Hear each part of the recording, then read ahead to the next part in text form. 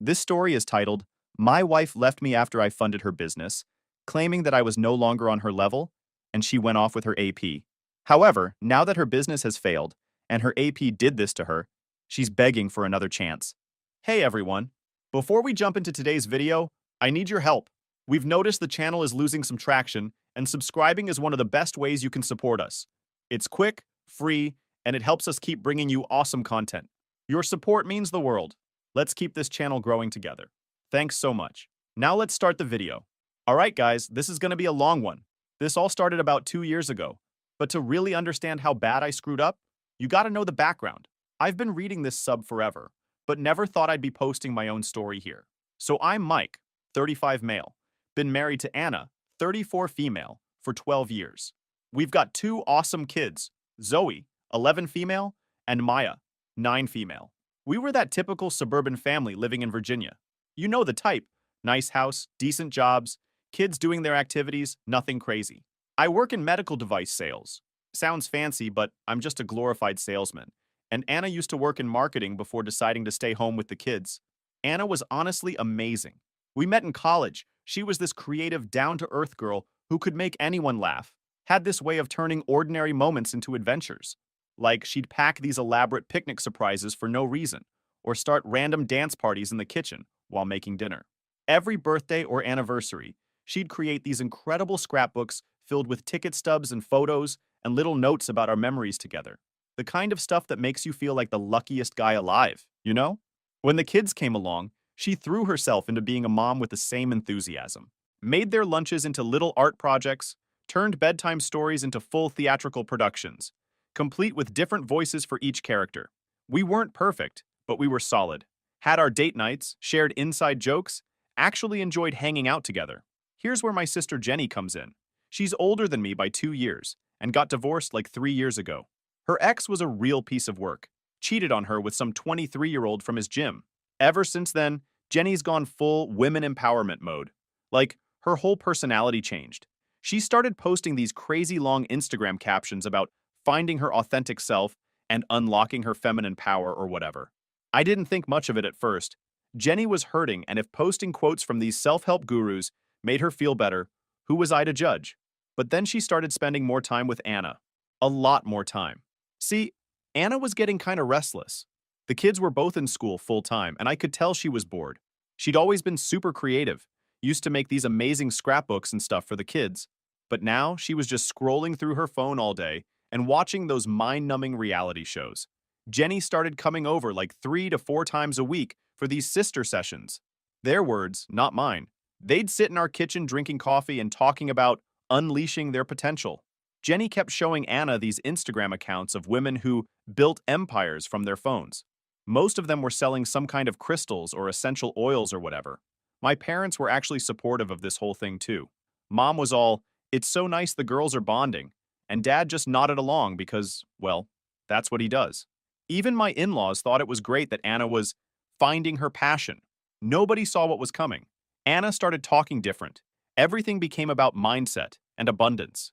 She joined all these Facebook groups about mompreneur lifestyle and would stay up late watching YouTube videos about scaling your business. One night, she came to me all excited about this idea for making special soap. Not just regular soap, this was going to be spiritual soap with crystals in it. She had this whole plan about targeting the wellness community. And you know what? I actually thought it was a good idea.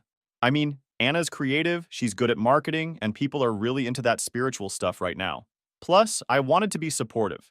My dad always taught me that a good husband supports his wife's dreams. So I jumped in 100%. I spent a couple weeks helping her get started, used my sales experience to help set up her website, got her supplies, and hired a tech guy to set up inventory tracking and payment systems. Cost us about $3,000 to get everything going, but I figured it was worth it to see her excited about something. Jenny was over all the time now, helping Anna with social media stuff. They'd do these photo shoots with the soap, arranging crystals and flowers around it, using these special lights I bought. Anna started calling herself a craftpreneur. Typing that made me cringe, but whatever. The first few months were actually pretty great. Anna was happy, the house was always clean, because she wanted good backgrounds for her soap photos. And she was still super involved with the kids. She'd even let them help with product development, basically letting them pick scents and colors for new soaps. It was cute. Our friends were supportive too.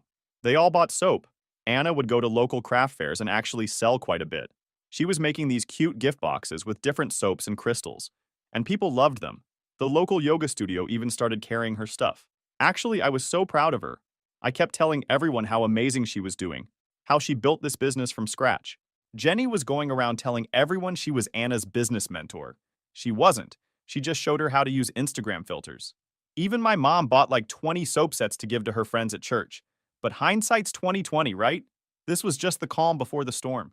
For about 6 months, the business was actually doing really well. Anna was making like $5,000 to $6,000 a month selling her spiritual soap stuff. Not gonna lie, I was pretty impressed. But that's when things started getting weird. It started small. Anna got invited to this Women in Business conference in Richmond. Cost like $800 for a weekend ticket. But she was excited, and the business could afford it. So why not?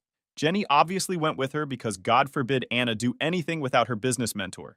They came back different, like they joined some kind of weird business cult or something. Suddenly, everything was about scaling and building your empire. Anna started buying all these online courses about maximizing your feminine business energy, whatever TF that means. She had Jenny over even more, and they'd spend hours planning her ascension to CEO status of a soap company that operated out of our garage. Then came the changes to our routine.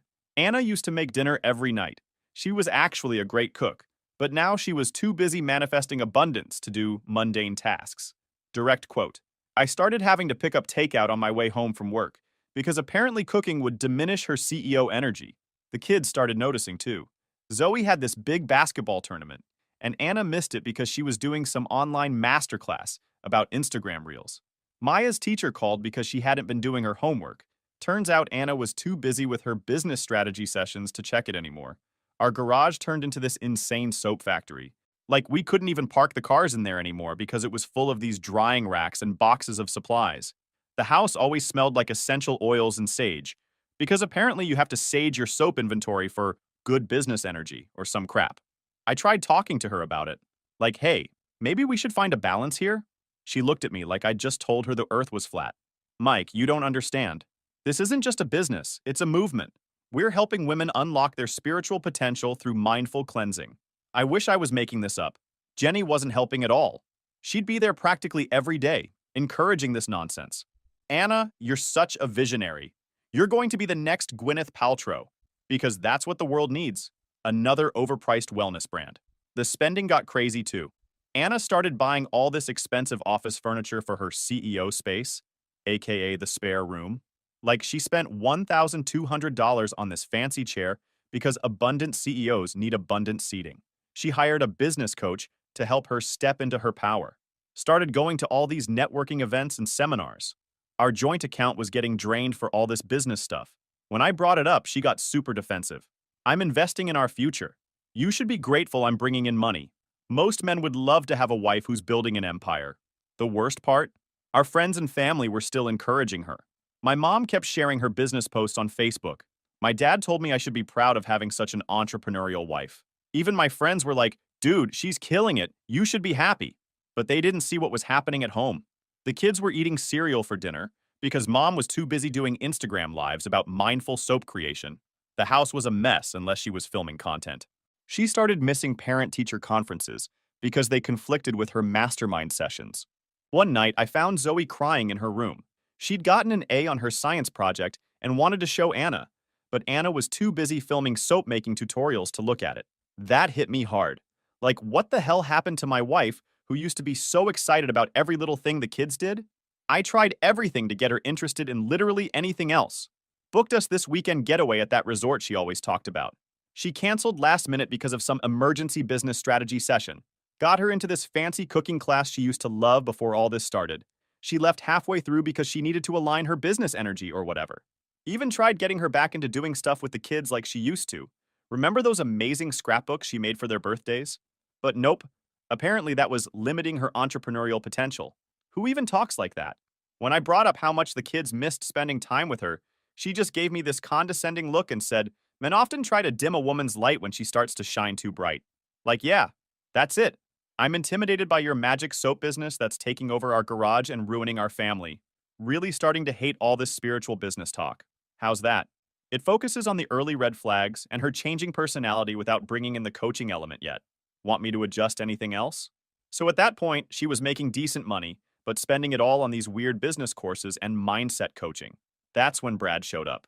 This dude, man, where do I even start?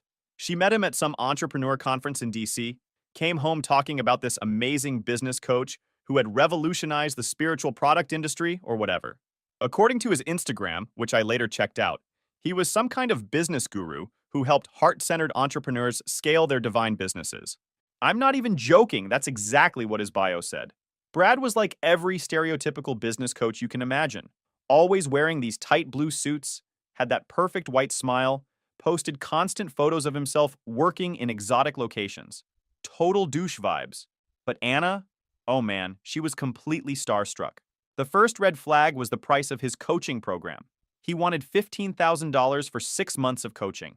$15,000. To teach someone how to sell soap.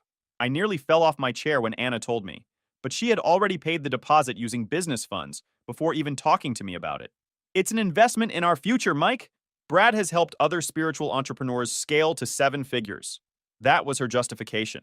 She kept showing me these testimonials from his other clients, all saying how he helped them manifest abundance and crap like that. The coaching started with these weekly Zoom calls that had to be in the evening, because apparently soap business strategy can only be discussed after 8 p.m. Anna would get all dressed up for these video calls like she was going to a fancy dinner. Full makeup, nice outfits, the works. For a Zoom call about soap. Then came the intensive strategy sessions that had to be in person. These meetings were always at some fancy hotel lobby or upscale coffee shop, never at like an actual office or something normal. And they always seemed to run late into the evening. Jenny, who was still hanging around all the time, thought Brad was the best thing since sliced bread. OMG, Anna, he's such a visionary, and he totally gets the divine feminine energy of your brand. She'd help Anna get ready for these coaching sessions, like she was preparing her for prom or something. The kids started asking questions I couldn't really answer. Why does mom dress up to talk about soap? How come she can go to business meetings but not my dance recital? Maya's teacher emailed me again because Anna missed another parent-teacher conference. Apparently, she had an emergency strategy session with Brad. The breaking point for me was when Zoe got sick at school. She had a fever and needed to be picked up. I was in the middle of a huge project at work and couldn't leave. Called Anna. Straight to voicemail. Texted her. No response. Finally got hold of Jenny, who told me Anna was in a session with Brad and couldn't be disturbed. I had to make up some excuse at work and go get my kid, because my wife was too busy manifesting with her business coach to take care of our sick daughter. When I finally got hold of Anna that night, she acted like I was being unreasonable for being upset. Mike, Brad says a true CEO has to make hard choices sometimes. You're just not thinking abundantly enough. Around this time, the business actually started making less money. Anna was so focused on scaling and building her empire that she was neglecting the actual soap making. Orders were going out late. Customers were complaining about quality, but she didn't care because she was too busy planning her ascension to 7 figures. I started documenting everything. The missed school events, the late-night coaching sessions, the money being spent on Brad's program. Something felt really off about the whole situation. I also started paying more attention to Anna's schedule. Those coaching sessions were getting more frequent and always at weird times. She'd come home late smelling like expensive cologne, not the essential oils she usually reeked of. I'm not proud of this part, but I started checking our credit card statements more carefully. Found charges from hotels near where these business meetings were happening. Not exactly the kind of places you discuss soap marketing, if you know what I mean. But I didn't have solid proof yet. Part of me didn't want to believe it. Like maybe there was some explanation that wouldn't destroy our family. Then, one Tuesday afternoon, I got this text from Zoe that changed everything. Dad, Mom's with that business coach at the mall. They're kissing.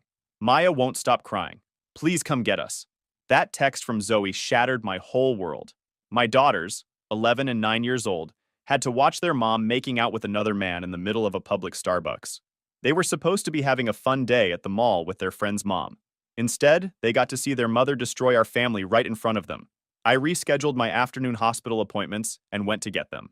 The whole drive there, Maya kept asking, "Why was mommy kissing that man? How do you even answer that?" Zoe was just quiet, which was almost worse. The drive home felt like it lasted forever. All I kept thinking about was how I'd practically gift-wrapped this nightmare. $3 grand to start her business, the fancy lighting setup for her soap photos, the inventory tracking system. I'd been so proud of supporting her dreams, of being that understanding husband who helped his wife find her passion. What a joke. I'd basically paid for front row seats to watch my marriage implode. Every encouraging word, every time I'd told her, "You can do this, honey," every dollar I'd invested. I might as well have been building the stage where she'd eventually perform her betrayal. The steering wheel creaked under my grip as I fought the urge to punch something. Some supportive husband I turned out to be. So busy patting myself on the back for helping her start a business that I didn't notice she was starting something else entirely with Brad. Sent the girls to their rooms when we got home. They didn't need to see what was coming next. They'd seen enough of their father's failures for one day. Then I waited, paced around our kitchen like a caged animal, staring at that damn text from Zoe over and over. 11 words that just nuked our entire family. Anna practically danced through the door around 7, looking like she just won the lottery. Her cheeks were flushed, hair slightly messy. Now I knew why. Wearing this new outfit I'd never seen before. She's rambling on about her amazing breakthrough day and how Brad helped her unlock her next level of abundance. Didn't even notice the kids weren't around. Not a single, "Where are the girls?" Just kept going on about her fantastic day of business development. I didn't say a word. Just stood there, arms shaking with rage as I held up my phone with Zoe's text. Watched her face do this whole performance. First this confused puppy look, head tilted like she's trying to decode hieroglyphics. Then this flash of panic when reality hit her. "Oh, Mike," she laughed, actually laughed. "The girls probably just misunderstood what they saw. You know how kids can be, always making up stories." I kept staring, my jaw clenched so tight I thought my teeth might shatter. "Honey, you don't understand," she tried again, switching to her spiritual guru voice. "Brad and I were just doing an intensive energy alignment session." "Energy alignment?" I exploded, my voice bouncing off the kitchen walls. "Is that what you call making out with your business coach at Starbucks? In front of our daughters?" She had the audacity to roll her eyes at me. Actually rolled her eyes like I was some backwards caveman who just didn't get it. "God, Mike, you're so traditional. This is a modern business relationship. Brad and I have a deep spiritual connection. I'm actually setting a powerful example for our girls about female empowerment and following your truth." Something in me snapped. Slammed my hand on the counter so hard everything rattled. My phone bounced and skidded across the granite. Pretty sure I heard something crack. Either the phone screen or my last nerve. Started fixing her hair like we were discussing the weather. "You're obviously the problem here, Mike. You've always held me back from reaching my full potential. You just don't understand the depth of what Brad and I are building." I've never wanted to flip a table more in my life. 12 years of marriage, and my wife was standing in our kitchen, preening in the microwave reflection, justifying cheating on me as some kind of feminist business strategy. All while our daughters were upstairs, their worlds shattered because mommy was too busy manifesting her truth to remember she had a family. "You're right," I said, my voice deadly calm. "I don't understand. I don't understand how you could do this to our kids. I don't understand how you could throw away our family for some con artist in a blue suit. And I really don't understand how you can stand there fixing your hair when your daughters are upstairs crying." She just kept primping, muttering about my negative energy and how I was blocking her abundance. That's when I knew. The woman I married was gone, replaced by whatever this spiritual soap CEO monster was. I called Jenny right after. Guess what? She knew. Had known for weeks. My own sister had been covering for Anna, telling me she was at business development workshops when she was really meeting Brad at hotels. Jenny's response? Anna's just living her truth and expanding her feminine energy? What the actual hell? After that fight with Anna, I drove around for hours. Couldn't go home. Couldn't face the kids. Couldn't process how my whole family was falling apart. When I finally got back, my parents' car was in the driveway.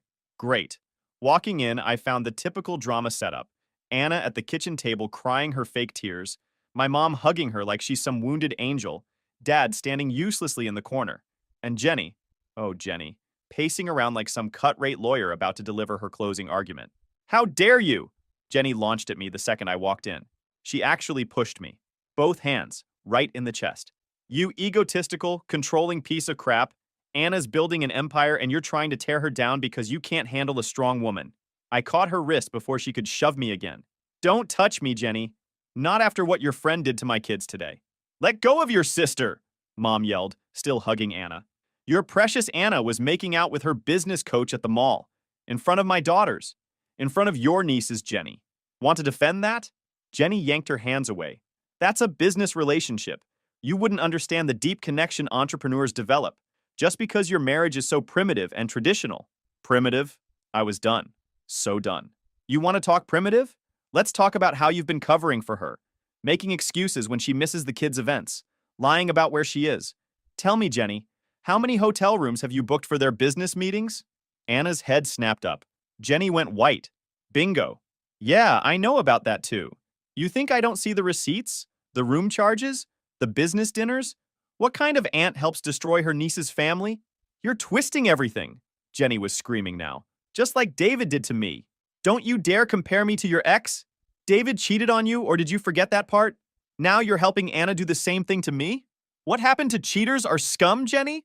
Or does that only apply when it's happening to you? Mom jumped in. Don't talk to your sister like that. No, let him talk. Jenny stepped right up to my face. Let him show everyone exactly why Anna needed to find support elsewhere. You're pathetic, you know that? You're afraid from wife's success, can't support her dreams, can't ignore her screwing her business coach? Can't pretend it's normal when my kids have to see their mom with another man? Tell me, Jenny, what exactly should I be handling better? That's when we heard the crying upstairs. Maya. Jenny tried to push past me to the stairs, probably to play the caring aunt. I grabbed her arm. Don't you dare go near my kids. You lost that right when you helped their mother cheat on their father. They need their mother! Jenny yanked away from me. Their mother? Zoe's voice from the top of the stairs stopped everyone cold. Our mother doesn't care about us anymore. She cares about Brad, and Aunt Jenny helps her. We're not stupid. The look on Jenny's face, like someone had slapped her. Good. Hope it hurt. The rest of that night was a blur of more screaming, more accusations, more of Jenny's feminist buzzwords thrown around like confetti. But that moment, seeing Jenny realize the kids knew about her part in all this, almost worth it. A week passed. Anna was still at my parents', playing the victim. Then apparently she went to Jenny's place because Jenny was over every day trying to get the kids to visit their mom. They refused. That's when things got ugly. Instead of rushing to a lawyer, I played it smart. I moved money faster than Anna could say manifest abundance, got a new account set up, and started treating our family finances like the business she always wanted to run. Funny how she wasn't so excited about abundant entrepreneur energy when it meant actually paying for stuff. The look on my parents' faces when they tried calling me cruel for cutting off their precious spiritual entrepreneur? Pure gold. Mom was all, how could you do this to the mother of your children?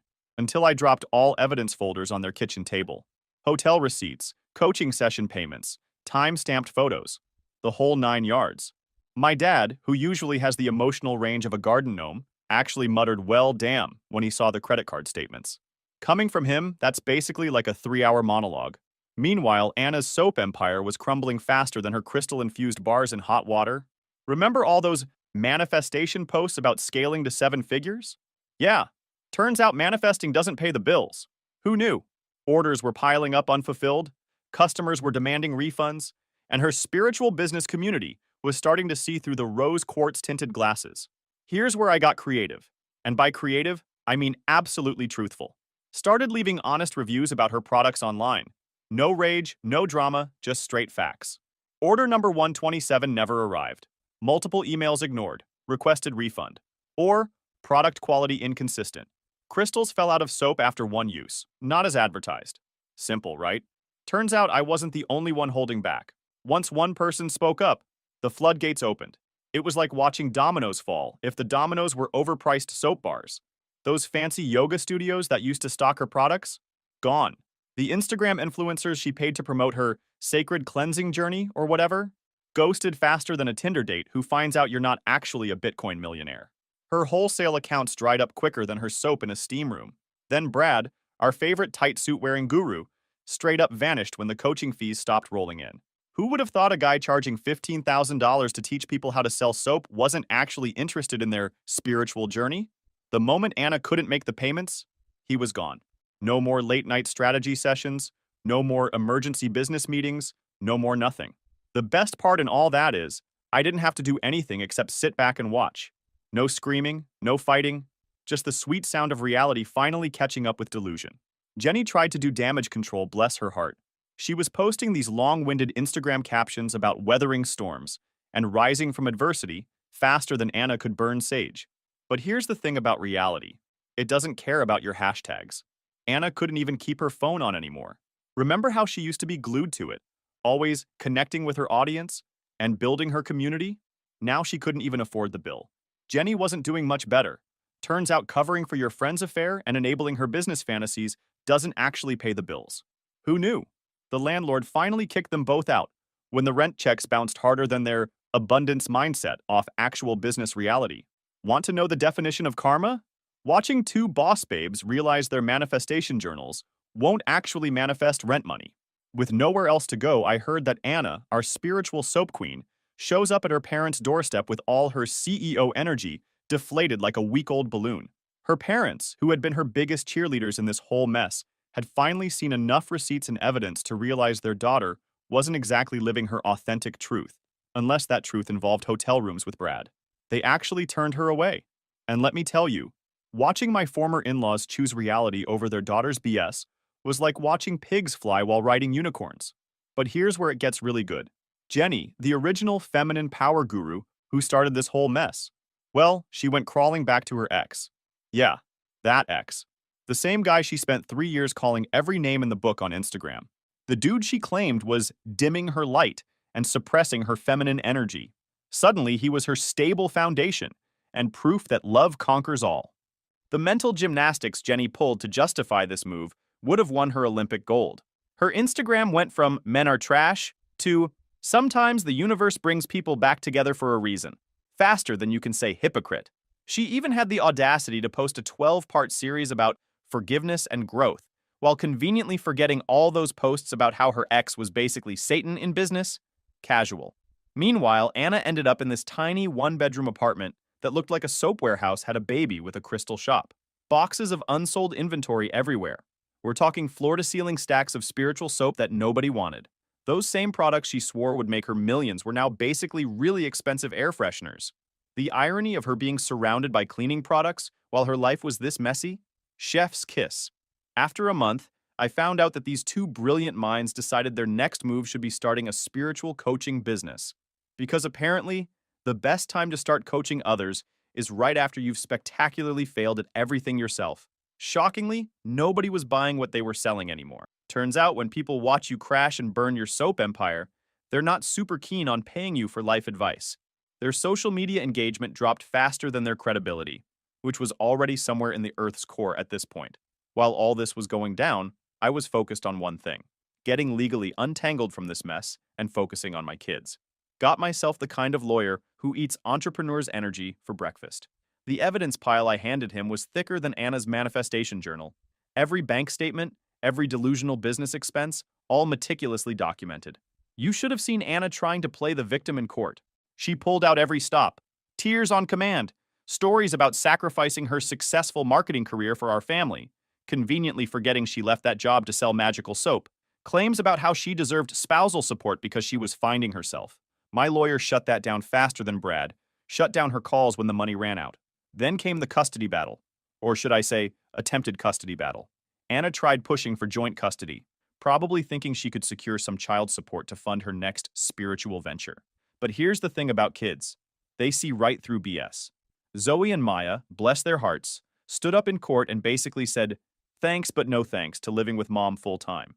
Watching their faces as they told the truth about all the missed events, the neglect, the Brad situation, that was harder than watching the soap empire crumble. The judge's verdict was sweeter than validation from your Reddit community. I got primary custody. Anna got supervised visitation. Turns out courts aren't super impressed by parents who choose business coaching sessions over sick kids. And the financial settlement? Let's just say Anna's abundance didn't translate to actual assets. The moment those papers were signed, I swear I lost 150 pounds of dead weight instantly. Funny how letting go of a soap entrepreneur can do that to you. It's been about a month since the divorce was finalized. I'd settled into a pretty good routine with the kids. Zoe joined the school basketball team. Turns out when your mom actually shows up to games, you feel like playing more. And Maya's grades were back up since someone was actually checking her homework again. The house smelled like normal house stuff instead of whatever the hell divine prosperity sage and lavender was supposed to be. Then one random Tuesday night around 9 p.m., there's this knock at my door. Not like a normal knock, more like that sad, pathetic kind of knock that screams, "I've hit rock bottom and kept digging." I open up, and there's Anna, looking like she'd just lost a fight with a Sephora store and a self-help bookshelf. Her woman power suit was replaced with yoga pants that had definitely seen better days. And her abundant entrepreneur makeup was looking more raccoon after an all-nighter. The transformation from spiritual business goddess to reality hit me like a truck was almost artistic. Mike, she sniffled, trying to make her voice do that thing that used to work on me. I don't want to be an entrepreneur anymore. I burst out laughing. Like, congratulations on finally catching up to what literally everyone else knew months ago? But I just stood there, wondering if Mercury was in Gatorade or whatever she used to blame things on. Oh? I couldn't resist. So running an empire isn't your life's purpose anymore? What happened to the strong, independent woman vibe? She tried to force this sad little smile, like we were sharing some inside joke about the whole thing. But here's the thing. It's only funny when both people are laughing. And I definitely wasn't laughing. I messed up, she admitted, her voice cracking like her business model. I got caught up in it all, and I held up my hand. The same hand that used to help her package soap, that used to wipe our kids' tears when they couldn't understand why mommy missed another school event. Save it. You didn't just mess up. You burned everything down. And you didn't just hurt me. You hurt our kids. Her face did this thing where it kind of crumbled, like one of her handmade soap bars left in the rain. I don't know what to do anymore. I got flashbacks of all those nights I sat up with Maya while she cried because her mom was too busy aligning her business chakras to read her a bedtime story. All those times Zoe's face fell when Anna's seat was empty at her games because she had another emergency strategy session with Brad. You figure it out, I said, stepping back. That's what CEOs do, right? And I shut the door. Through the grapevine, aka my mom who still talks to everyone, I heard Jenny's still with her ex, probably writing LinkedIn posts about coming full circle and divine timing or whatever. My parents and I are kind of okay now. We do Sunday dinners. But there's this unspoken thing where we all pretend the last year didn't happen. Some trust just doesn't grow back, you know? Me? I'm doing pretty good. Started dating a bit. Nothing serious. Just coffee meets with normal women who don't think crystals can fix everything. Zoe and Maya are thriving. Turns out kids do better when their parent actually parents. Who knew? The garage is finally clear of all that soap inventory. Donated most of it to a homeless shelter. But I kept one bar.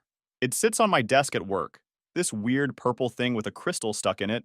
Whenever I have a rough day, I look at it and think, well, at least I'm not trying to build a spiritual soap empire. Sometimes the best revenge isn't revenge at all. It's just living well and keeping one ridiculous soap bar as a reminder that reality always wins in the end, even against the strongest, abundant CEO energy. And that, Reddit, is how my marriage dissolved faster than a soap bar in hot water. At least we can say it was a clean break, right? But I'll see myself out.